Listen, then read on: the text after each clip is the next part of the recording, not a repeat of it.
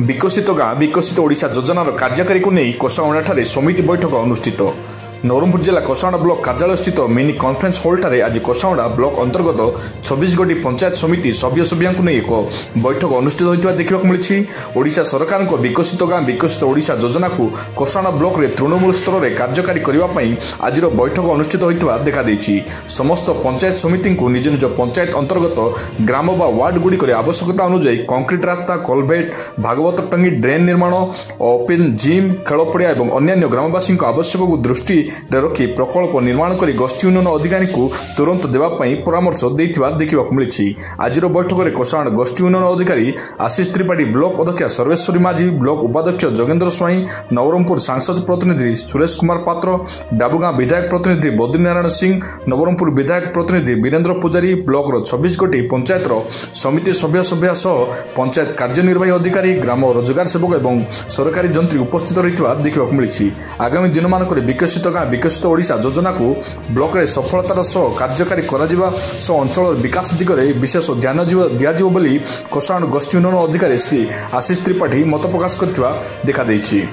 हमरो कोसागुंडा पंचायत समिति जोटा कि वर्तमान सरकार नूतन योजना बीजीबीओ सी योजना उपरे हमरो जो एक्शन प्लान एप्रूव करिवार थिला एथि पूर्व ग्राम पंचायत रे एक्शन प्लान तैयारी हेतिला ग्राम सभा पुलिस सभा माध्यम रे एवं आज ताकू पूर्ण भाव में आम सहमति आमर पंचायत समिति देला जो प्रोजेक्ट आमर आगु को हेबा को अछि से प्रोजेक्ट गुड़ाक आज सहमति है एवं सर्वसम्मति क्रमे आम ताकू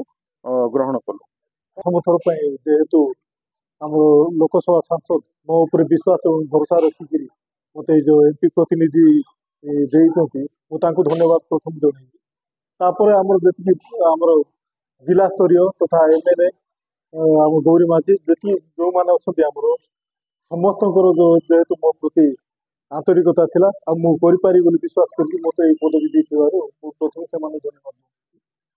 आज जो बैठक कथा आपण कहते मु तो प्रथम थर बैठक आसली विकसित ओडिशा विकसित गाँ विकसित ओडिशा जो गुड़ा प्रोजेक्ट गुड़ा प्रत्येक पंचायत 26टा पंचायत आसीला से गुड़ाक प्रत्येक समिति मेम्बर व्यू दिगला जे जो प्रोजेक्ट गुड़ाक जोटा अच्छी से सब ठीक अच्छी कि ना जदि किसी इमरजेंसी अच्छी प्रोजेक्ट परिवर्तन करने से परिवर्तन वीडियो महाशय कहते समस्त समिति सभ्य मैंने समिति बैठक तो मु विधायक मान्यवर गौरी शंकर माझी प्रतिनिधि हिसाब से थी। तो आज बैठक में जहाँ जना पड़ा जो गत सरकार थिला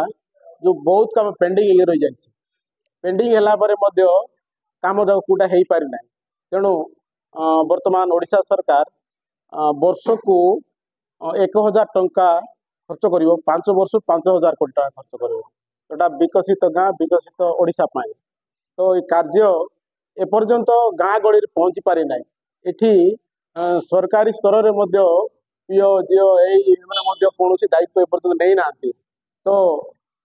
आसंता 2 मास भितर मार्च 31 सुधा मार्च 31 हम ए